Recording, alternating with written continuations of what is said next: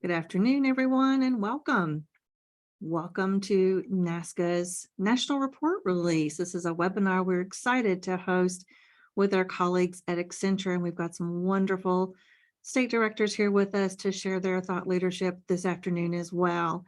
As you all are coming in, dialing into today's webinar, please make sure you take just a moment to take a look at the name and company or state that you have on your Zoom details. Go ahead and rename yourself if you'd like. Just hover over your name and you can type in your name and your company or your name and your state.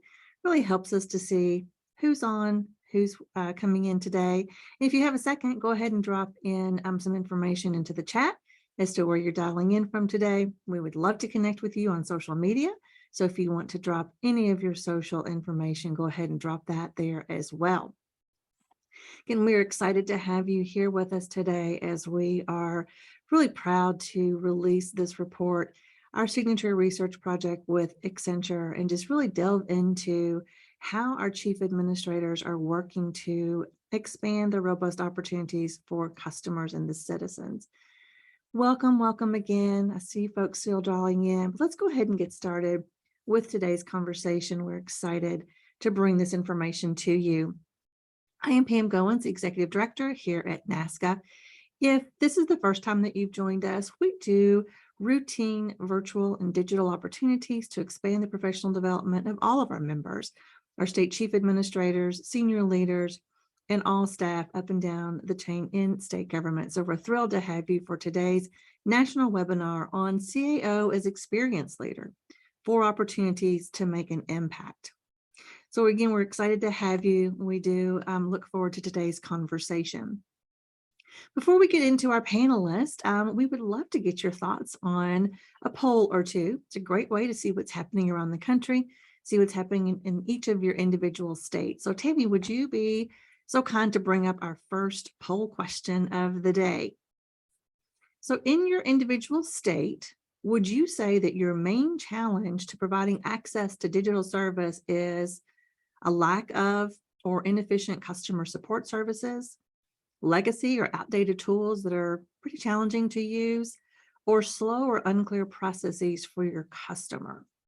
What would you say in your state is your main challenge that you're facing at this point? Interesting, 50% now inefficient services are coming up as well. So take just a moment again to think about in your own individual situation, what are those main challenges that you're dealing with at the state level? Lack of or inefficient customer services, legacy or outdated tools, or slow or unclear processes? All right, Tammy, will you show us the results? All right, the majority of you are saying legacy or outdated tools that are very difficult to use. All right, great. Thank you for responding to that.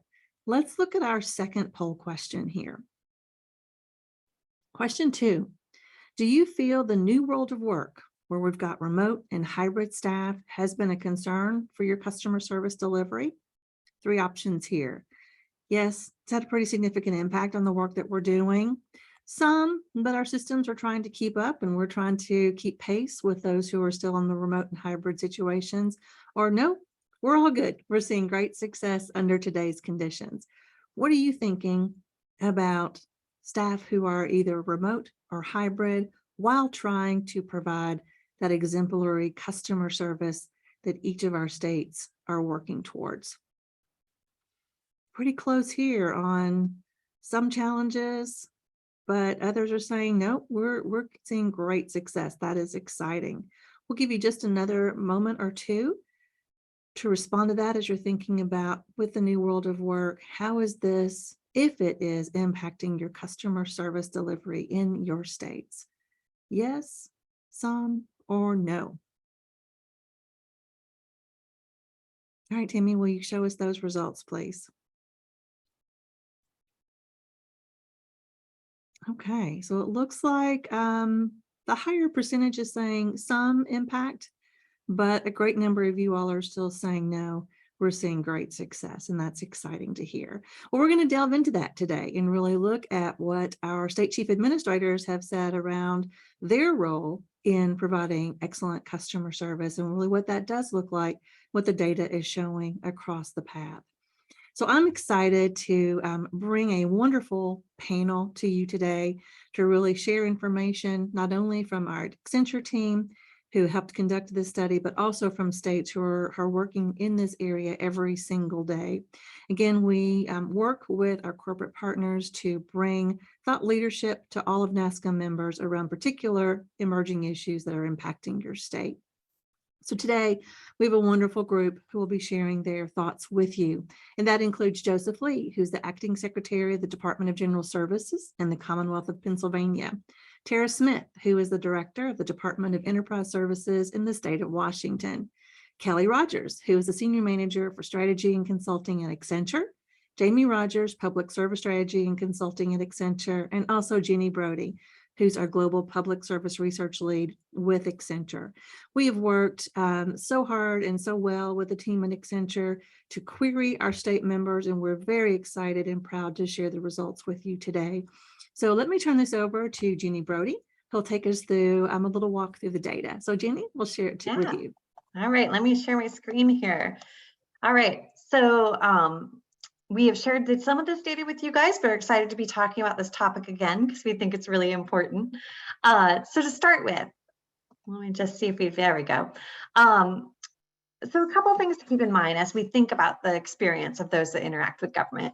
First, most of our people aren't interacting with government regularly. 81% of the folks we talked to said that they interact with government less than once. So they are infrequent users. And when we think about design, we need to really think about that. 36% of those folks also said that their trust in government declined during the pandemic. Now, a large number, it didn't change at all, but 36% feel less trusting of government than they did before the pandemic. When we asked the citizens how their encounters were with government, 51% said they were good or very good, so definitely some room for improvement. And then a full 31% said they prefer to interact with government in person or via the phone. So really important as we design services and are interacting with the public that we think about the fact that some people still want to come in person, some want to pick up their phone and call, and some want a really strong digital performance. Whoops, went too fast there. So when we asked about the digital tools that they were using, it's not the kind of big flashy tools, it's simple things. It's a website, it's a web portal, it's an online form. A smaller number are using mobile apps or dashboards, and even a smaller number are really utilizing those virtual assistants. So in a way, it's kind of back to the basics as we think about kind of how we design the digital tools for serving the public. When we asked about what they're frustrated with, 75% of people said it was a slow or unclear process. 60% said there's no one to call when I get stuck. I need to call someone, there's no customer support. And 34% said that digital tools were hard to use or did not work well. We also asked our survey respondents what they valued. 70%, so we said, what do you value in the private sector that you'd love to see in the public sector? What could we learn from and replicate from our private sector companies? 70% said that was the fast and helpful customer service. When I get stuck at Amazon, I can cancel my service or my order on my app. I did that earlier today. When I need to return someone, I can pick up a phone and call. 58%, so nearly 60% said it was a simple and intuitive process. It's easy to use. I know where to go and I know where to start. And then 52% said the same thing, simple and intuitive apps and websites. As we think about our digital experience, that theme of fast customer service and simplicity comes through across the board. We also asked about personalized services. So nearly 70% said personally addressing communications to individuals were helpful, helps them feel like they are seen by government, that they are really personally being addressed. 61% said providing relevant government services recommendations would be very impactful or extremely impactful. So these are things like, I applied for a fishing license, here's another permit that I might need. So those kind of recommendations are the next steps that might go with something that you've used or experienced with government. And then 50% said receiving reminders about government services would be very impactful. And I'm certain that some of this happens across states, but perhaps not with all of our government services. We also, as Pam mentioned, surveyed our CAOs. So thank you to the states that participated in that survey. And what we found is you guys are pretty aware of what those frustrations. We asked what you think the top frustrations were, and you matched almost exactly what the end consumers said. You said slow processes, ineffective customer support was a top issue, and unclear processes or inability to access those digital channels. Later on, we're going to talk about some recommendations. And part of that is around who owns this experience. So who owns the idea of citizen experience and making sure that's a focus for government. 10 said the CIO should own the citizen experience. 6 said this should really happen at the agency level. And 4 said the governor's office should be a statewide experience advocate. So not really clear on kind of who is the driver of this, but certainly it's supportive of the idea that someone should be the point for this. We also asked you guys what you thought the top barriers were to improving customer service. And most of the states, more than half the states said that budget constraints were an issue, and suspect those will continue to be an issue for states. Jamie, I'm going to turn it to you. You can talk through some of our recommendations that go with this. Yeah, absolutely. So we heard a little bit about what were the frustrations both of citizens and the frustrations of the chief administrators. And so now I'm really excited. In a little bit, you'll hear directly from how Oregon is doing and how Pennsylvania is doing. But what are the opportunities? If we understand the frustrations, what can we do to change? So we've broken this up into 4 different opportunities. So if you go to the first slide, we'll talk about our first opportunity for the chief administrators. And this is that experience must be an enterprise-wide priority. So as a chief administrator, often you are sitting in the role that you serve other agencies that may have direct interactions with the citizens, or you may have your own direct interaction with the citizens, but as well as being effective and efficient in delivering those service. The third E is experience, really focusing on experience as something that you deliver across the enterprise. And how that in the chief administrator's role that you can orchestrate a host of resources to serve those agencies that serve other agencies. And we talked about making experience the third E as part of effective, efficient, and experience. So that's the chief administrator serving in that enterprise role. We go to the next recommendation, is that to enhance this through hybrid service delivery, both in the way you offer services and in the way that you work. So that it doesn't have to be an all or nothing. You heard in Jenny's recommendations earlier that there are still people that really value one-on-one customer experience in person. And you also heard there are people that really value customer experience to be able to do it on their own, the digital customer experience. And so that we, and through this recommendation, found that both, it's not an and or. And that digital capabilities can improve the customer experience, as well as having a really robust in-person experience remains critical. And then also to re-examine, and Pam kind of opened up with this question of how going remote has changed customer service. And so to really think about if you have gone remote or hybrid, what have been the implications around customer service and how your agencies can serve other agencies and how accessible they may be to other agencies. And then also, as a lot of you, real estate falls into your portfolio, rethinking how real estate can play into the customer experience. How are the buildings designed? How can people easily access agencies directly? What do waiting rooms look like? All of this goes into the citizen and the customer experience. So we'll go to our third recommendation. And this is how the chief administrator, because they uniquely sit in this role that serves many agencies, that serves other agencies, they can serve as a customer experience role model. And the way that you'll probably hear in a little bit, in the way that this agencies serve other agencies can really have a lasting effect. But also making this as part, and we looked at a bunch of chief administrators' missions and visions, but having customer experience front and center of your mission and vision of your agency and your strategic plan. As a leader, continuously to discuss and bring up and evaluate how you're delivering customer experience, but also providing time and training for your staff to learn more about the customer experience, both of other agencies and the changing expectations of citizens. So we heard from Jenny earlier in the data, people are having higher expectations about speed, about personalization, about what's being offered digital. And then also we heard from some fascinating case studies from states that incorporate it into their performance measurement. So constantly talking about it on customer experience and performance measurement.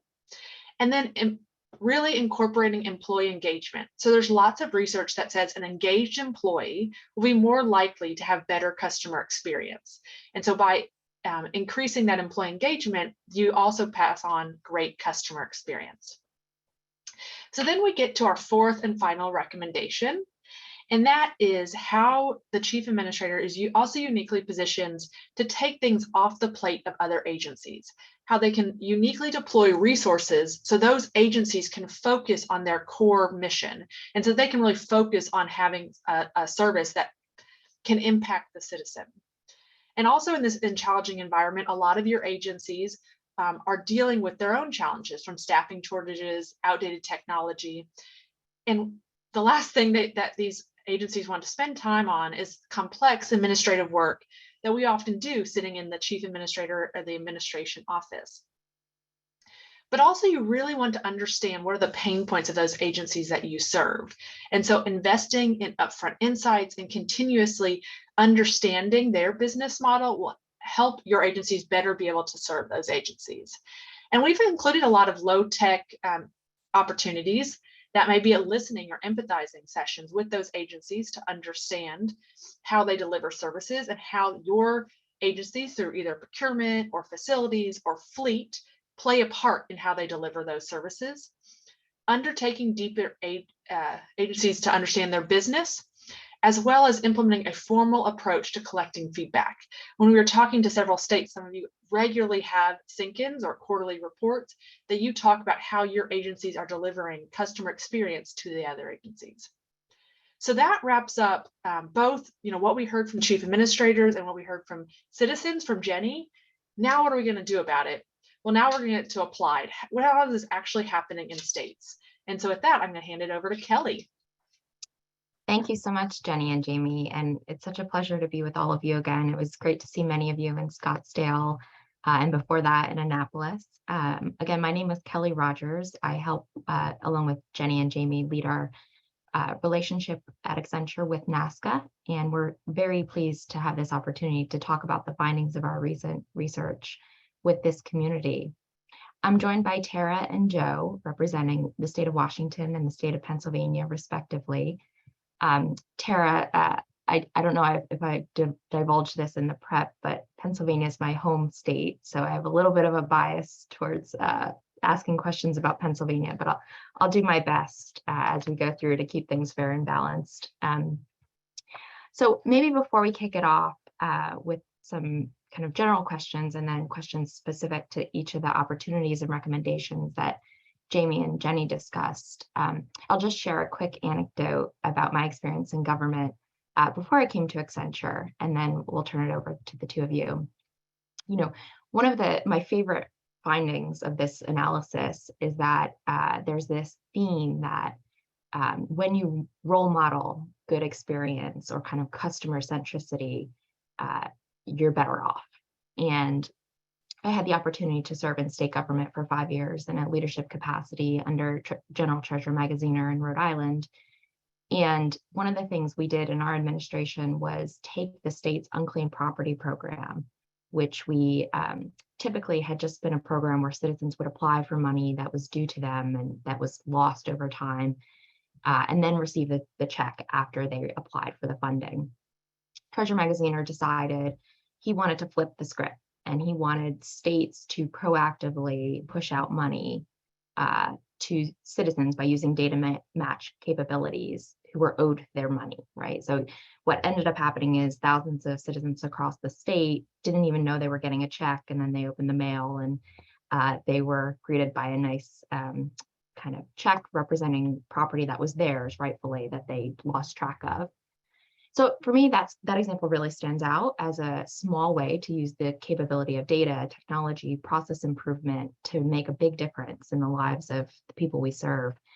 And it really brought to life this research, though the treasurer was not a CAO. I think that the lesson applies across state government. So with that, I'd love to just open up the conversation generally to hear from you what your reactions are to the data. And then we'll pivot and and talk a little bit about some of the opportunities and findings. So Tara, why don't we start with you? Thanks, Kelly. I would love to start this conversation because we have this conversation a lot across the state of Washington and in my agency, Department of Enterprise Services. The data didn't surprise me overall, right? Because I've been in this field and doing this work for some time now. The recommendations that came out of it all really resonate with me, and I see some patterns, some patterns across those recommendations about the nature of this work being continuous and ongoing, right? It's something that we've always known that, and certainly the pandemic drove that home for us, that this evolution needs to, well, that it needs to be just that, right? That looking at customer experience is not going to be the same today as it was 2 years ago. But now that we've been kind of admittedly forced into some of our improvements around customer experience because of the pandemic, it's not enough to rest there. I certainly have our own challenges here across the state of Washington, but we have some really great successes too. And one of the things that we do really well here, and I think it matters a great deal, and I heard it mentioned and highlighted in the recommendations from this study, and that's the listening and empathy part with our customers. We developed years ago, before I even arrived in this agency, a program called Listening to Understand.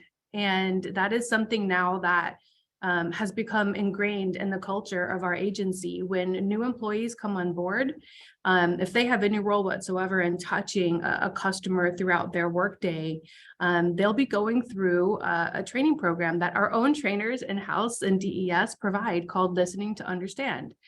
And they have multiple cohorts throughout the year that work together as a group for a 4-week period. I went through it myself, and I always thought I was a good listener. And so, you know, that type of bringing you back to basics about what it really is to listen. And it's all done in the context of not just how to listen, like to your wife or husband or partner, right? Because that's important too.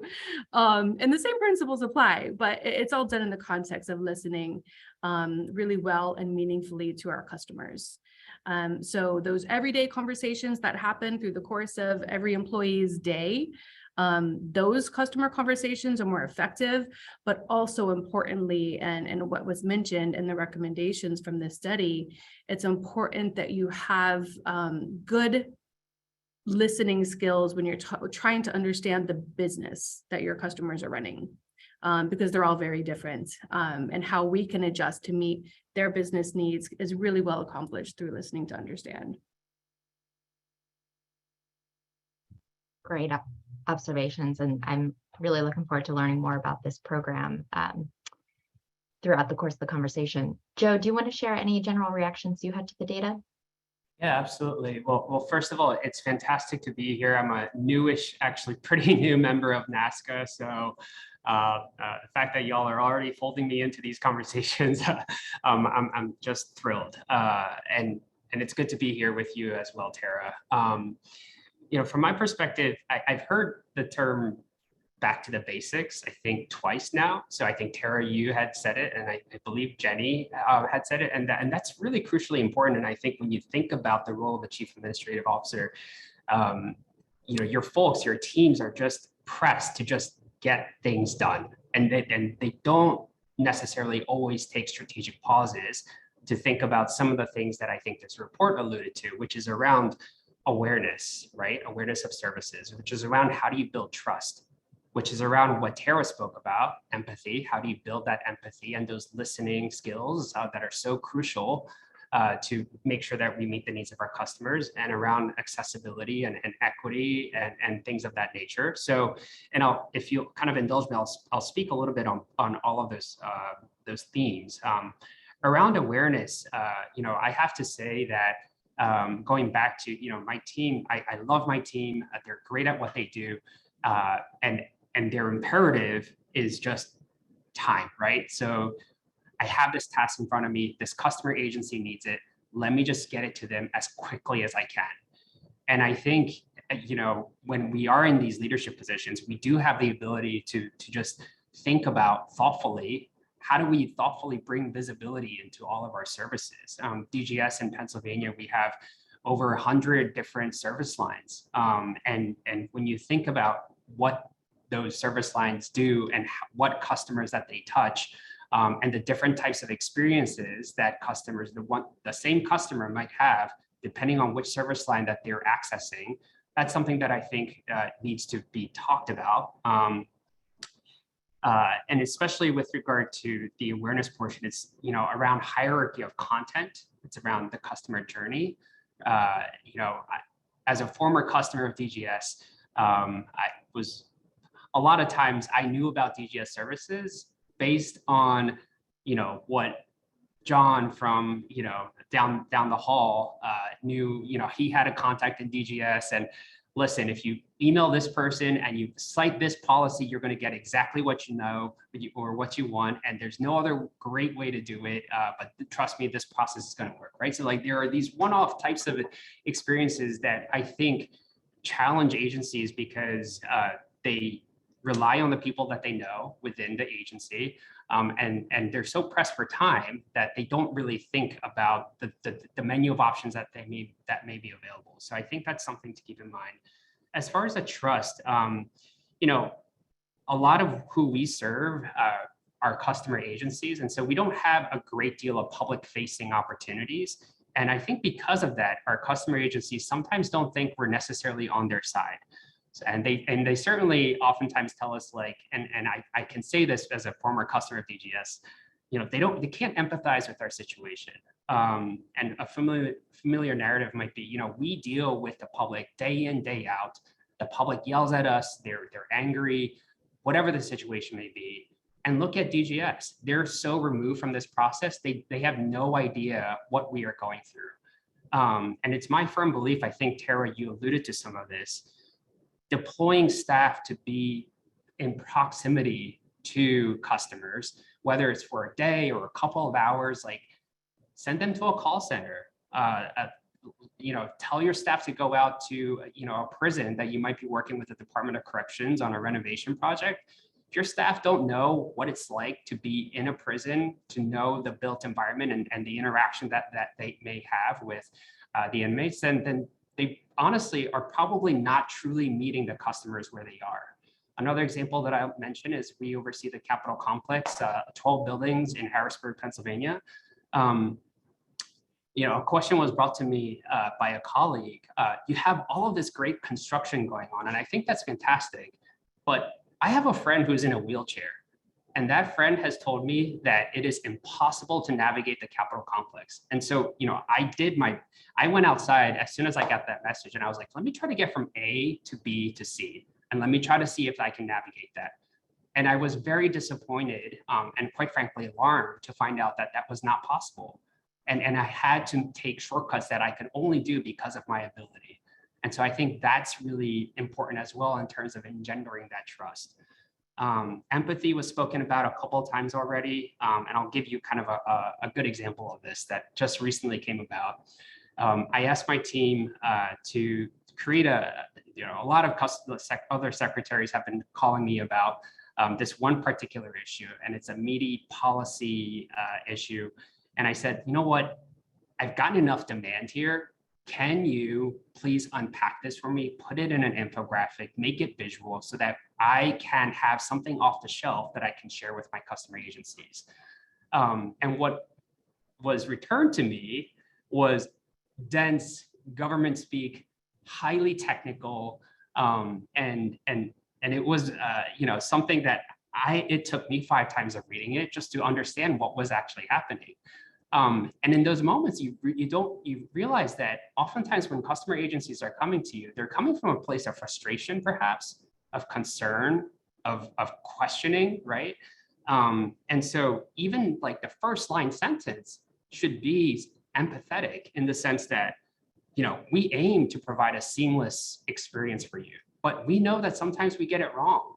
and here's how you can resolve the situation, right? That first line, it already makes me feel better as a customer agency reading. They get it. They know that this is tough, and they know that they're in the trenches with us. So engendering some of that empathy in very tactical ways can have huge dividends, in my opinion.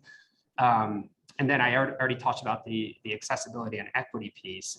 But another example I'll bring up within the Capitol complex, individuals with disabilities, so not only with wheelchairs, but someone who may be blind, someone who may be deaf or hard of hearing, guaranteed, if you ask them the same question, hey, how would you come to the Capitol and how would you navigate the Capitol complex?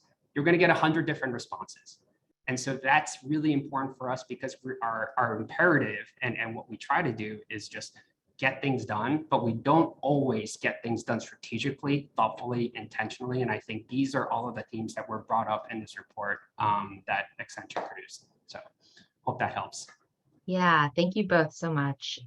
Really rich insights. And I think, Joe, your last point was a really good segue. As we think about the different customers that we've talked about. So in some cases, as CAO, your customer is your staff, right? To teach them how to basically empower others. In other ways, it's other agencies. And then there's the citizen, kind of direct citizen interaction, which is very diverse across CAO functions in the US. One of the findings or opportunities in the report was to start with understanding the insights you have about kind of the level of maturity of that work across your different customers, right? So how are your staff doing?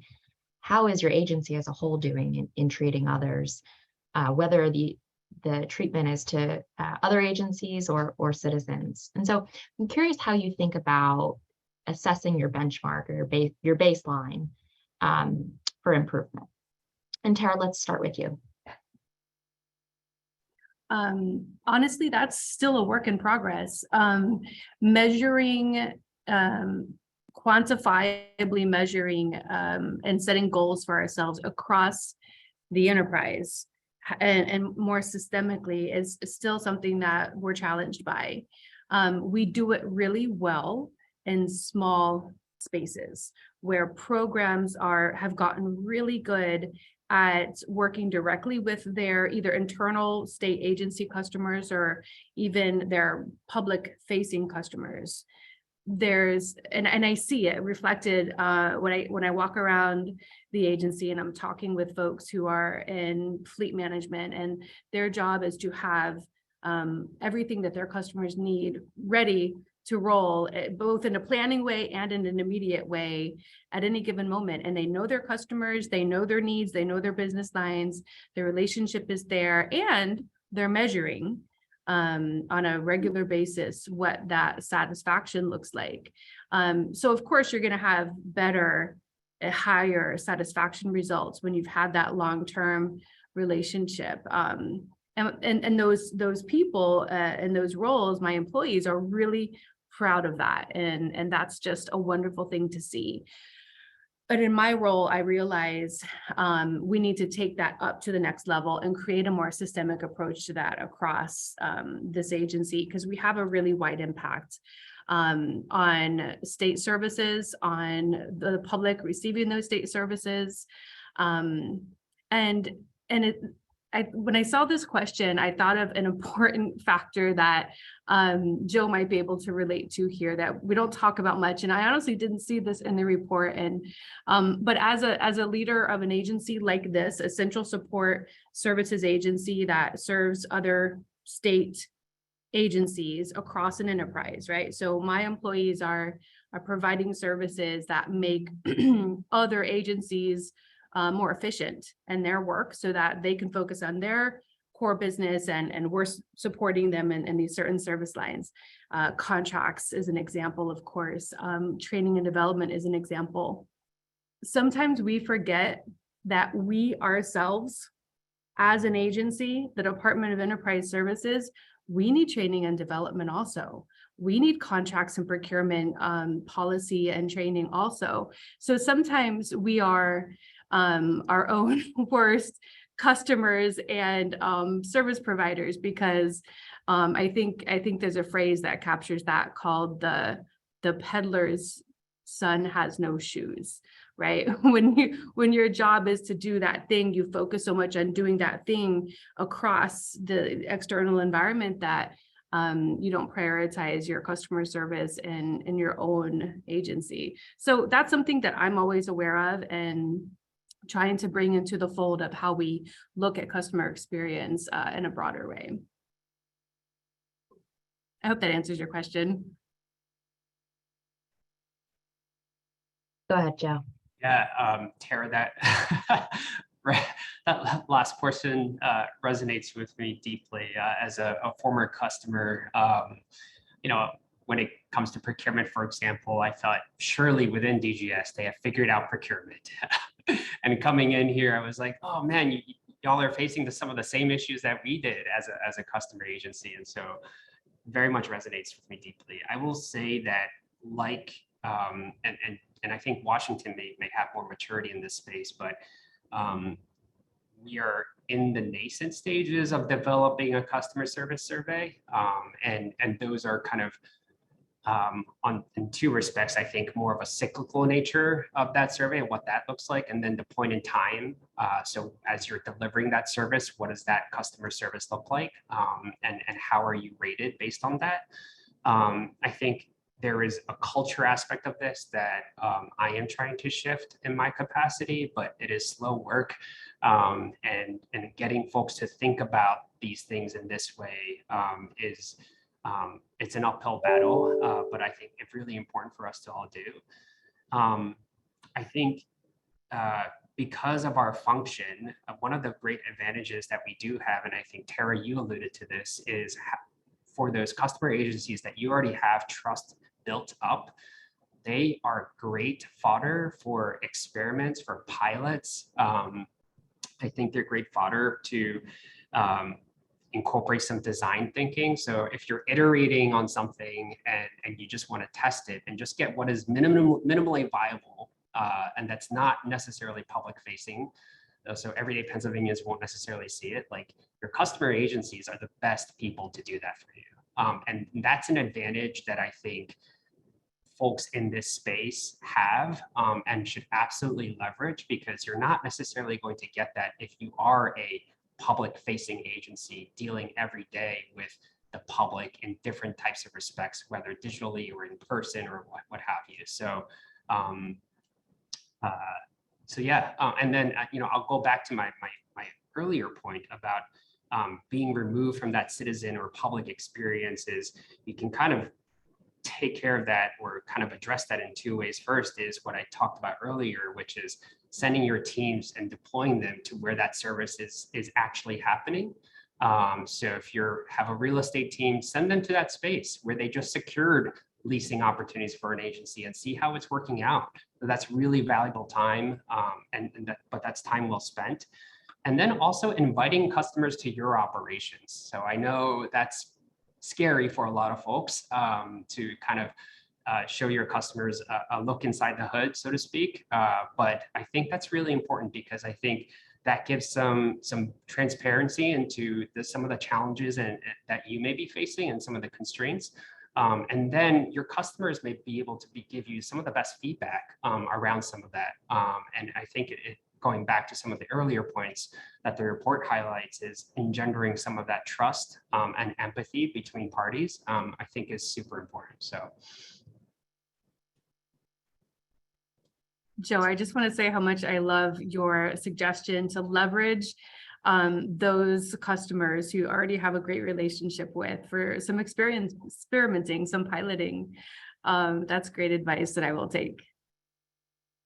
Great. So I want to wrap two of the opportunities together to talk a little bit about how COVID might have changed the way that you think about either space in playing a role in improving customer or citizen engagement, or technology. And so, I imagine both of those variables, space or technology, you could have given a different answer if we had this conversation in 2019 as opposed to today. So where relevant, how are you thinking about those opportunities in light of the new environment? I guess I'll stick with the order of things and go ahead and give that a shot, because we are thinking about this in a way that I mentioned earlier. So post-pandemic, we had to shift our services that used to be directly in person with customers to a digital platform, like most everybody on this call has done. And so we did that using the most simple things that we already had available. We had a website. And so we put all of the stuff that customer would normally come in person to pick up and shop. We put that all online. And that was the low-hanging fruit.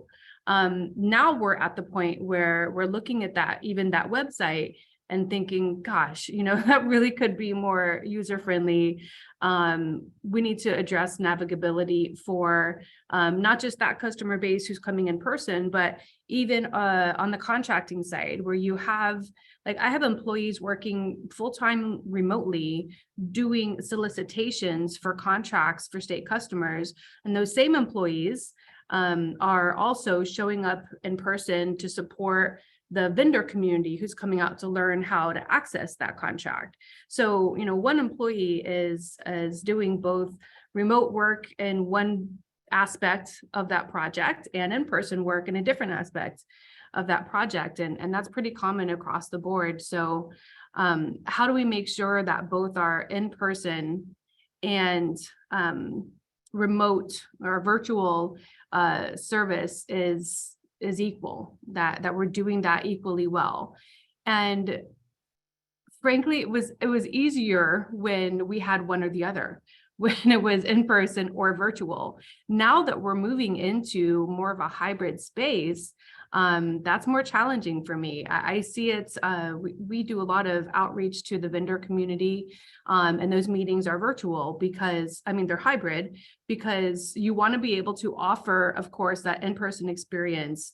It's so much easier to learn and have a good dialogue when you're in person. So we'll show up to the space, but then of course we have the virtual aspect on a screen somewhere. And I've been on the virtual side and the in-person side of those conversations, and it's clunky. It's challenging. There's no matter who you decide to talk to, whether you direct your attention here to the virtual world or next to you, which is literally the person who bothered to come in and park and be next to you to interact with you, somebody's on the losing side of that conversation, depending on where your attention is focused. So I'm really interested in more discussions around that. Even myself, holding a hybrid meeting, which I'm doing more and more of, and I'm sure everybody is equally clunky. And I feel like I've read and heard advice around the community about how to do it well, and some tell you to focus on the folks online, but that doesn't feel natural to me when I'm in a room with other people and we're all focused on our laptops. It seems counterproductive. So again, I would love more advice about how to do that well, because I don't think I'm meeting that expectation for customer experience in a hybrid environment. Yeah, Tara, if it makes you feel any better, I'm not doing it well either. So, and I think that's your point about the black and white, whether you're in person or completely virtual, and how life was simpler, then absolutely resonates with me. I think part of the challenge, and I don't think the private sector has completely gotten this right either, if I can speak frankly, is the fact that there is no one size fits all solution. And the fact that the nuances with approaches can be as nuanced as going down to one specific staff member, to pulling out to the bureau organization, and then to the agency wide, and then of course to the state overall, or the Commonwealth as we in Pennsylvania call it. So I think that's really important to keep in mind. And then as far as the real estate piece is concerned, Kelly, I think I left NASCA in Arizona feeling like it was a little bit of a therapy session for me, because especially the real estate, I remember listening to that portion and seeing the maturity in some states in terms of some of the steps that they have taken in connecting the dots between their telework operations, between the operational needs of the customer agencies themselves, employee engagement, cost efficiencies, like connecting those dots together coherently, comprehensively in a systems-wide manner, and getting the political buy-in to do that. That's one thing. And I think Pennsylvania is probably not quite there yet, but that is certainly aspirational in terms of how we want to think about our real estate portfolio, both in terms of our leased spaces and our own spaces. And I will say that coming on the heels of COVID, one of the things, and Tara, I'm not sure if this would resonate with you, is, in an emergency situation, you do take shortcuts. And sometimes there's customer agencies go reliant on some of those shortcuts, but those shortcuts were there because of the emergency situation.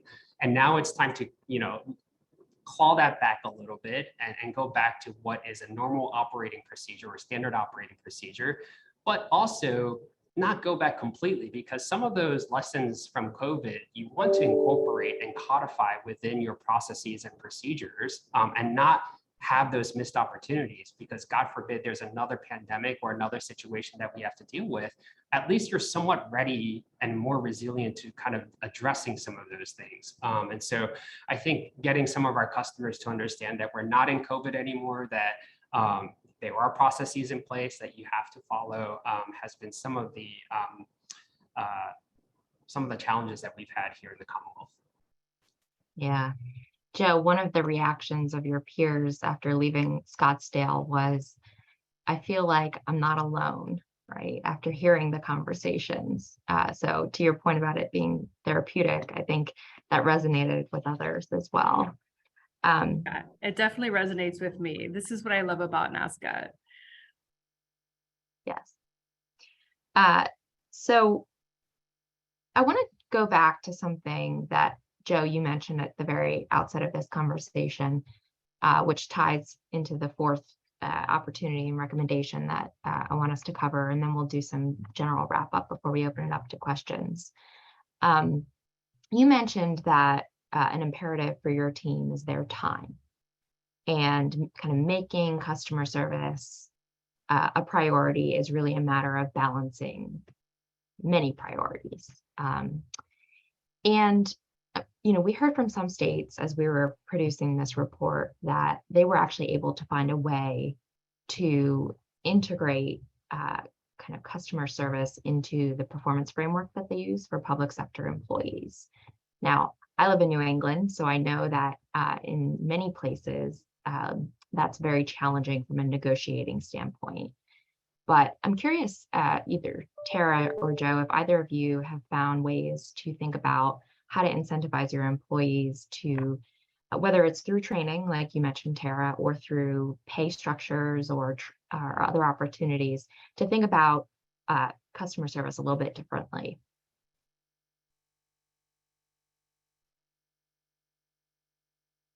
Yeah, I'm still thinking about that one and was hoping Joe would unmute first.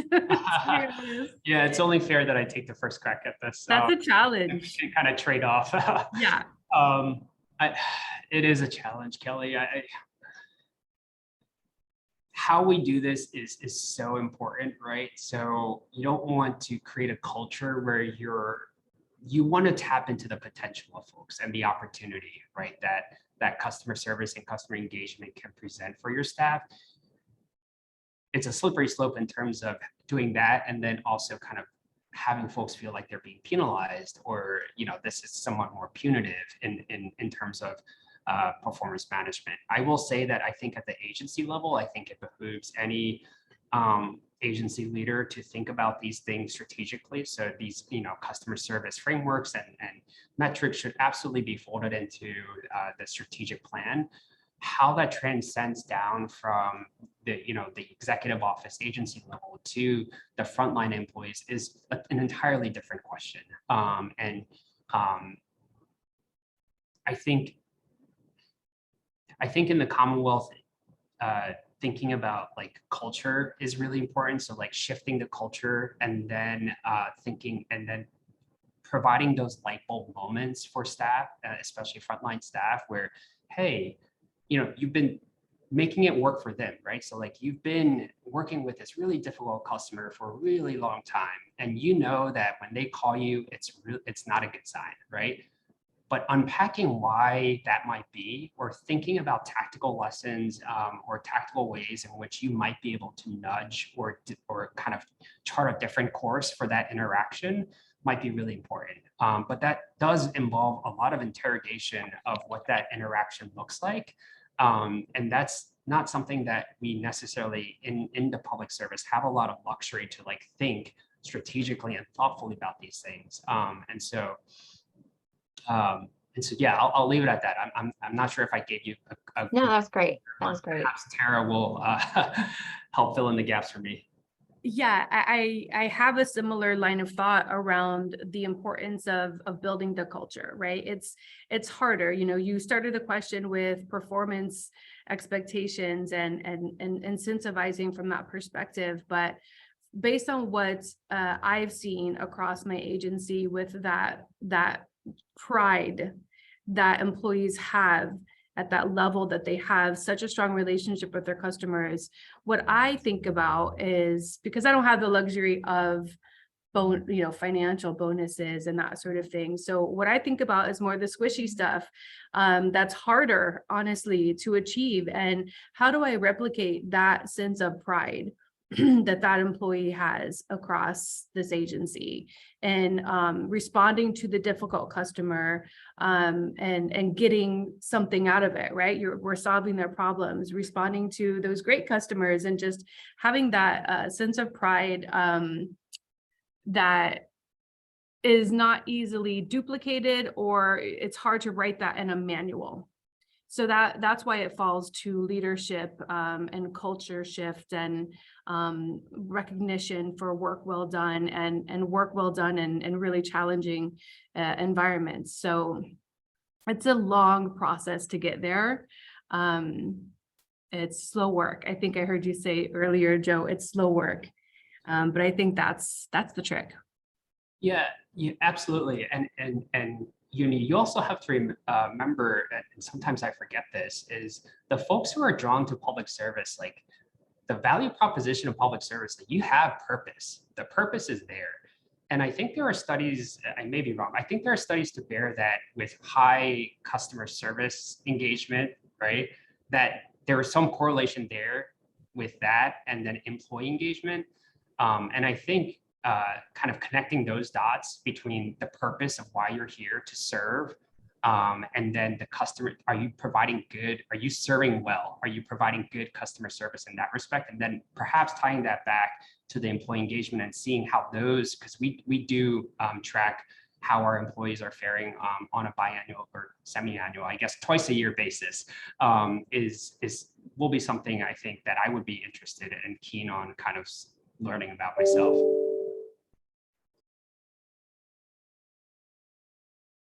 Great. So maybe what we can do in the last couple minutes before the Q&A opens is, we made it through the 4 opportunities and recommendations in the report. I'd love to get your sense for, as a leader of your agency, as you think about this challenge, and it sounds like the challenge is multifaceted based on just this conversation alone. Thinking about your own leadership development and opportunities that you've had, what makes you kind of most excited to meet this challenge? And what do you think has most prepared you as a CAO to meet the challenge? I love this question because it lets me talk about, even though I only have 1 minute to do it, how much I love being a public servant. The purpose that Joe talked about is something that drives me. And so I bring that to my leadership and try to instill that and remind people of that in our everyday work. That kind of uniquely qualifies me to be in this role because I have such a heart. I chose this profession as a public administrator. I find purpose in it, and always finding opportunities for my employees, no matter what they're doing, to find purpose behind what that job is a real priority for me. Yeah, I couldn't agree with you more, Tara. I think, again, I go back to the fact that most folks in public service are here for the right reasons. And folks, my team that I trust on daily, minute, sometimes by minute, I know that they have really good intentions. And so while we may not always get it right for our customers in our first try, I know that they will keep trying until they do. And I think that speaks to, we're not financially incentivized. There's no glory, especially in the chief administrative or kind of the agencies that we're oftentimes don't get the limelight because we're more back office, so to speak, and support other customer agencies that are more public and citizen facing. But I will say that, it's been really rewarding to me coming into this role, especially at DGS, that I can't speak more highly of the team and their heart. My God, like every time I wake up and I, have a moment of disappointment or just fatigue, I just remember that my team is not only depending on me, but this team can deliver. And they've delivered throughout COVID. They've delivered throughout their years of being here. And I just have to remember that as kind of my North Star. So. That's great. What a lovely way to close out a Thursday afternoon. So Pam, I'm going to turn it over to you. Thank you both, Joe and Tara, for that great conversation. And then I think we're going to hear from the audience if there's any questions. Thanks, Kelly and Joe and Tara as well. What a wonderful conversation. I really appreciate your candidness, really talking about the purpose, really, and what drives us to do this work in state government every single day. I do want to wrap up with one question, and it's our golden nugget, if you will. We've had a wide conversation today. We've covered a lot of ground in various components of the customer experience. But as state chief administrators, both Joe and Tara, what would your one key takeaway be to your colleagues here on the call with us today? Where does state start? Where do you have them kind of pick up the ball and start the conversation? So Joe, we'll let you start, and then Tara, will let you wrap us up. Yeah, thank you, Pam. And thanks again for the opportunity. It's great to just talk about these things. I will say that one of the lessons in the report that really resonated with me is something that I've been thinking about for a while, is the digital versus human experience and knowing how to get that right. I think in the push to automation and the digital space, I think we need to be really intentional about when we can insert that human experience and that human interaction within that journey. And I think, Tara, if you're in any position like mine, my staff are always constrained in terms of their resources, in terms of their time, in terms of their budget, in terms of what they can do, and truly looking and kind of seeing your staff and that human interaction as a limited resource, right? And maximizing those moments when you can insert that human interaction or that human touch within the digital or automated experience to provide and drive that customer experience, I think is super important for us to all remember, because while the trend is going more digital, I don't want us to forget that our customers are still demanding some of that human interaction, that human touch, and that simply cannot be replaced. But the demands are there, right? So like maximizing where in that customer journey can you maximize that punch with a simple phone call or an in-person interaction, whatever the case may be, I think is something that I'm certainly going to think more critically about. Yeah, that's my nugget. And I was going to say, I prepared for this question, and it was going to be this: spend the money, spend the time, prioritize it at the leadership level so that it's clear that this requires dedicated resources to be successful and systemic. But I want to just add another piece in here because I didn't get a chance to talk much about it. And that's about the equity aspect of customer service, right? And not that we are getting that perfectly right. We are at the very beginning of measuring what our impact is from an equity lens across all of our many programs and all of the many stakeholders that we have. But it's the beginning, it's the right direction. It's an effort to gather information about who our stakeholders are we reaching everybody, and are we reaching everybody with an equitable lens? So I want to just throw that out there as something that I offer when you're thinking about customer experience.